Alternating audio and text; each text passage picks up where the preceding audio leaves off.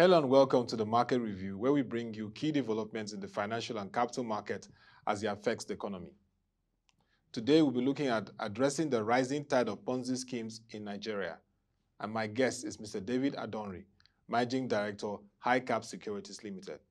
It is great to have you on the program today, sir, and thank you for making our time for us. Okay, thank you very much. I'm happy to be with you today. Thank you. Before we begin this conversation, let us take a recap of market stories from last week. The Securities and Exchange Commission is targeting the third quarter of 2022 to achieve the automation of the e-dividend management system for the capital markets. Mr. Lamido Yuguda, the Director General of the Securities and Exchange Commission, disclosed this at the Post-Capital Market Committee media briefing. He said this will address the challenges in the identity management initiative, especially the manual and cumbersome EDDMS process. Also last week, shareholders approved the total payment of 3 Naira 10 Kobo dividend at the 31st Annual General Meeting of Zenith Bank PLC. This translated to about 97.33 billion naira in terms of amount paid for dividends to shareholders by the bank. The Chartered Institute of Stockbrokers launched an academy to deliver structured professional training for capital market operators, investors, and the general public. And that's a wrap for what happened from last week. We go on a break, and when we return, the conversation will continue. Tune in to Web TV Daily to stay up to date and informed on the financial market, personal finance, and more. We have got you covered with all your favorite TV shows, economy and politics, market review, women's series, millennial talk, Islamic Finance Weekly, The Brief, exclusive interviews, events, and we keep you up to date on all the updates in the financial market with the market opening gong. Watch premium content. Watch Web TV. Same news, different perspective. Welcome back. If you're joining us, it's the Market Review, and our conversation today is around addressing the rising tide of Ponzi schemes in Nigeria. My guest is Mr. David Adonri, Managing Director, HighCap Securities Limited. So, sir, let's take the fact that the proliferation of Ponzi schemes in Nigeria has become a great concern, and considering the fact that people are losing their life savings, it is a huge concern now, even to the point of from people taking their lives because everything is lost to the Ponzi schemes. As a seasoned capital market operator, why is this a rising tide in the country? Okay, thank you very much. First, I would like to sympathize with the families of those victims of Ponzi schemes who committed suicide. Unfortunately, several other victims continue to count their losses as a result of the embezzlement activities from content. The Ponzi scheme. This scam has actually been involved in early 90s with Lagos, University, and Port Harcourt as the key centers. For instance, phone was quite popular in Lagos in the 1950s for this scam.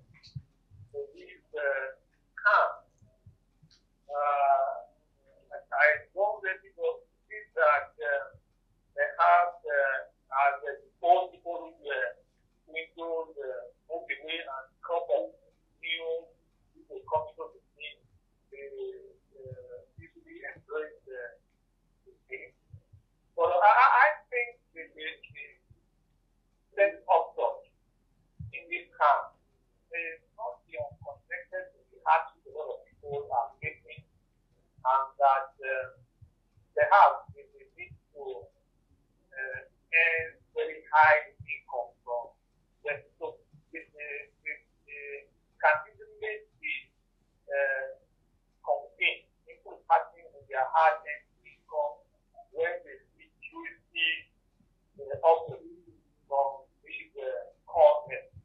Then again, let us not rule out the fact that there are also a lot of people who are very greedy.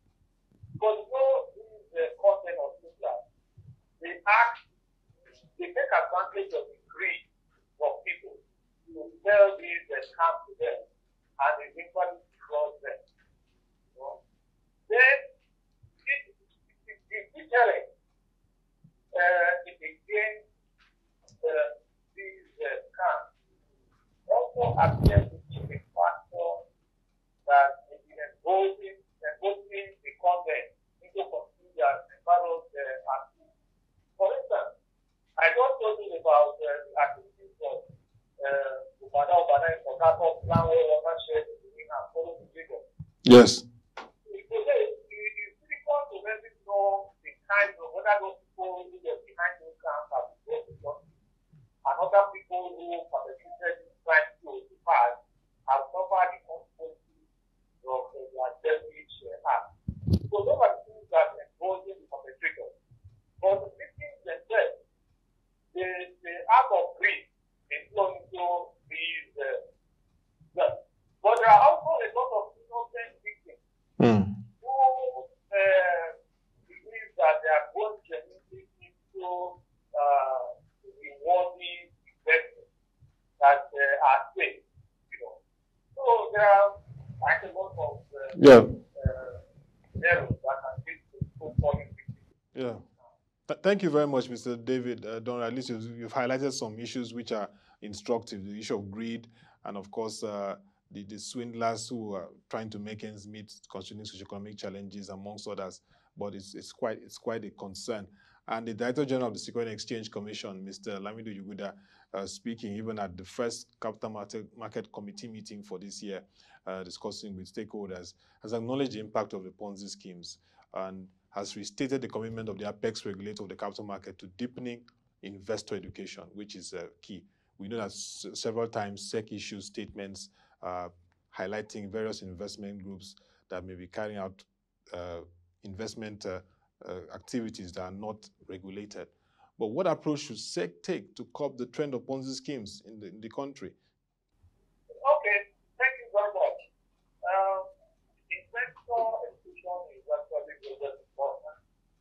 It's the cornerstone of enlightening investors on safe investment in the capital market and in fact in the financial market in general. But the responsibility is not just for the capital market because it's not for this camp.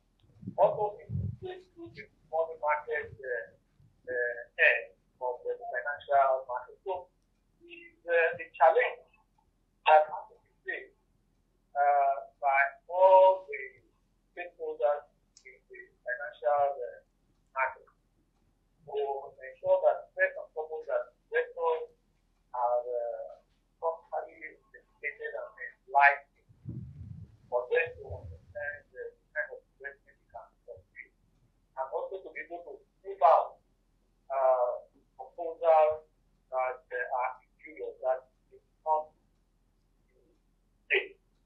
You know? So I know that SEC has taken a lot of investment enlightenment programs together with other regulators, industry like the startups or stockbrokers. I don't really know what is happening at the banking end or the money market end of the financial industry. But I think it's a shared responsibility for the entire industry to come together to enlighten and educate people so that people will not fall into these Ponzi scams. Because I think there is a danger if these scams continue to proliferate in the financial market in Nigeria, because it will erode the confidence of the investors, especially new investors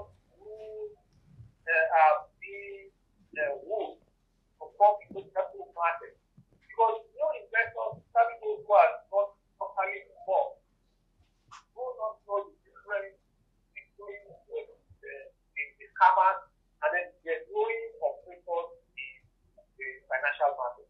So that is the essence of investor enlightenment, which is ongoing in the capital market. Like I told you, SEC is at the forefront of this drive. The security exchanges are also very active together with the trade group in the capital market. But we believe that we should also spread the money market so that from all angles, the proposition being sold, the fraudulent proposition being sold by the content will actually be dispelled by the intensified enlightenment that all segments of the financial market, so that at the end of the day, the victims, the prospective victims that will gravitate to buying the product of these content will be reduced.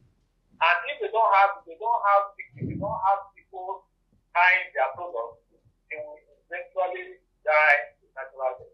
But again, those who have perpetrated fraud against investors in the past, they ought to be shamed, prosecuted, and mercilessly dealt with, so as to serve as deterrent to other people who may wish to perpetrate such crimes.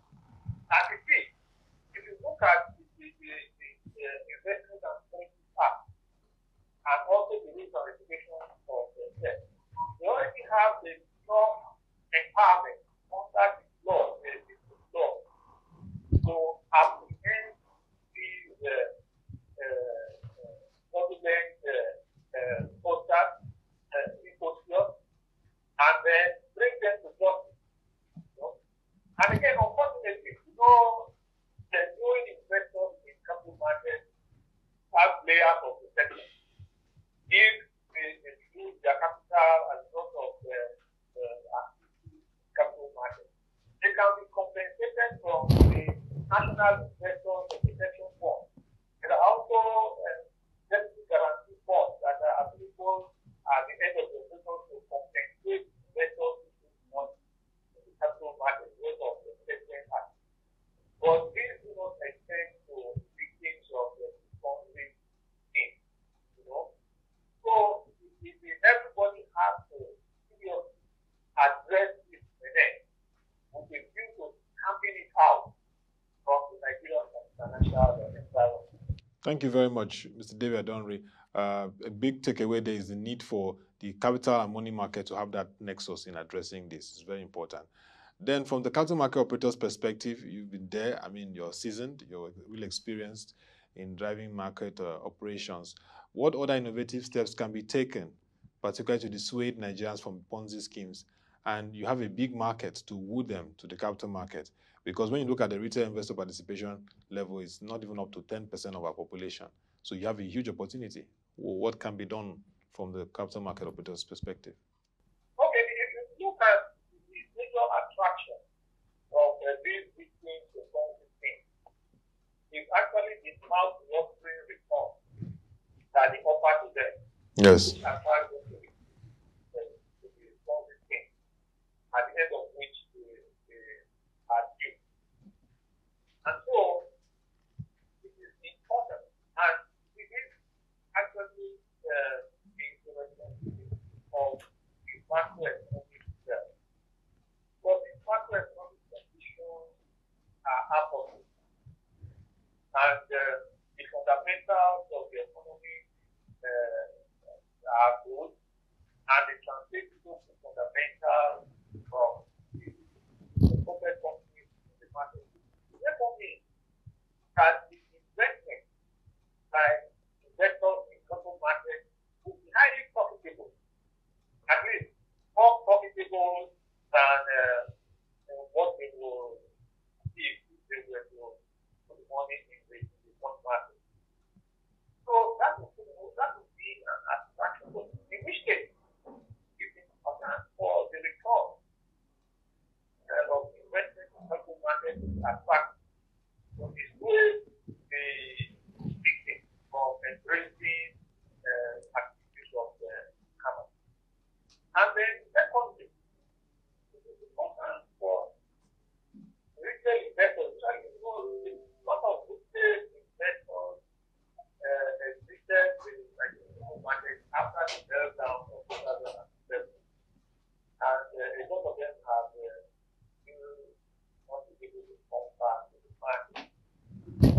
fear that perhaps is improve their investment money.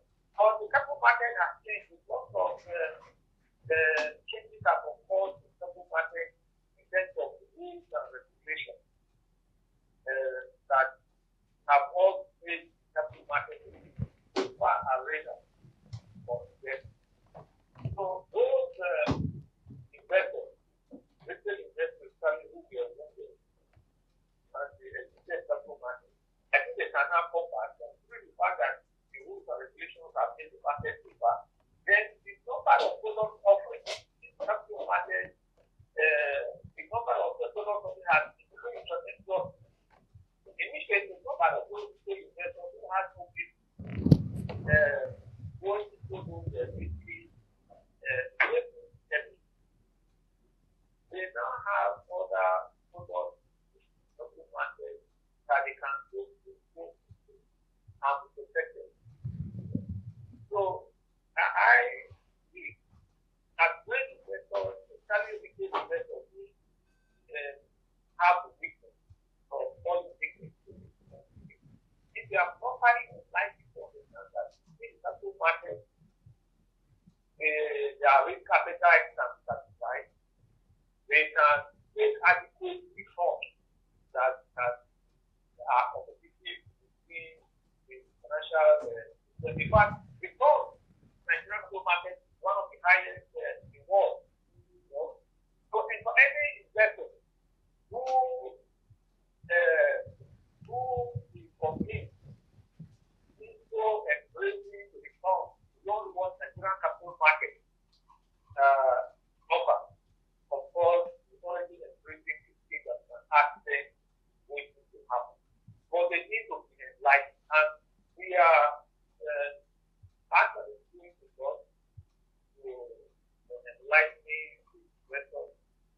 We are also ensuring that investors are well they have multiple product outlets that we can invest in the capital market. But at the end of the day, like I said when I started this conversation, there are still a lot of people that think because of their greed.